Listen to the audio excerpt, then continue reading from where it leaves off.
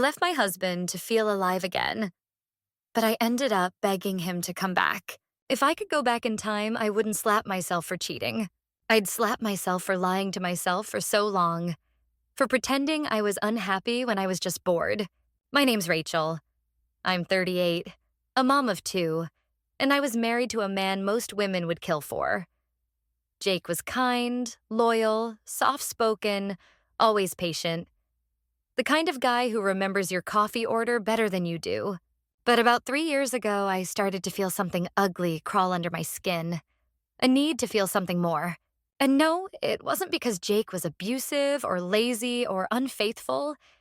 He was just too safe. Too predictable. Every morning, the same routine.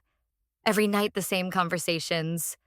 The man had no ambition beyond raising our boys and getting the oil changed on time. Meanwhile, I'd just landed a leadership role at a media firm. New office, young team, fast-paced life. I started dressing differently, talking differently. I felt powerful for the first time in years, and I began to resent Jake. It sounds insane now, but I hated that he was content. I hated that he smiled while folding laundry or packing school lunches. I was chasing some wild version of womanhood, the boss woman who doesn't need anyone, and Jake didn't fit the fantasy. Then I met Alex. He was 10 years younger, single, charming, and absolutely knew what he was doing. At first, it was drinks after work, late-night texts, shared playlists. You know how that goes. One night, I stayed out too late. Jake asked if everything was okay. I snapped at him for being clingy. That became the pattern. I picked fights to avoid guilt. I rolled my eyes at everything he did. I acted cold and distant. And when he finally asked, "Are you seeing someone?" I lied. Of course I lied. Until I didn't. Until I told him straight to his face that I wanted a divorce. Not because he failed me, but because I was no longer fulfilled. He didn't yell. He cried. I packed my things and moved into a downtown apartment with artistic lighting and a wine fridge I never stocked. I blasted empowerment podcasts and posted filtered selfies with captions like, "Starting over never looks so good." For 2 months, I felt invincible. Then everything began to crack. The boys didn't want to stay with me. I couldn't figure out how to reset the damn Wi-Fi when it went out. I burned frozen pizza. The silence was unbearable. Alex? Yeah. He lost interest fast.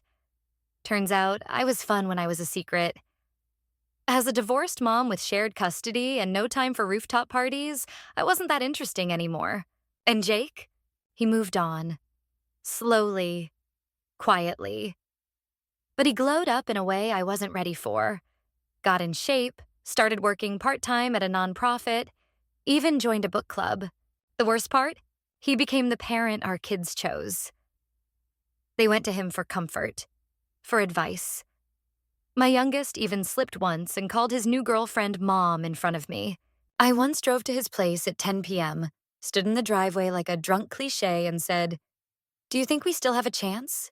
He looked at me, completely calm, and said, "I spent years loving someone who wanted me to change. I'm finally with someone who likes me the way I am." And I swear, that moment hit harder than the night he found out about Alex. So here I am. The girl boss turned ghost.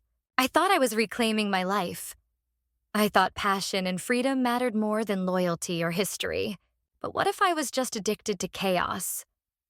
What if I destroyed a good man because stability bored me? That's the part no one talks about. It's easy to cheer for women breaking free. But what if the cage wasn't the husband, but our own unrealistic expectations? Now, let me ask you something real. Is it emotional abuse to push your partner away just so you don't have to feel guilty for leaving? And what about testing your partner with silence, rejection, or indifference, just to see if they'll chase you? Let's talk about it in the comments. I'm not here to play victim. I want to know where you draw the line between self-discovery and selfishness.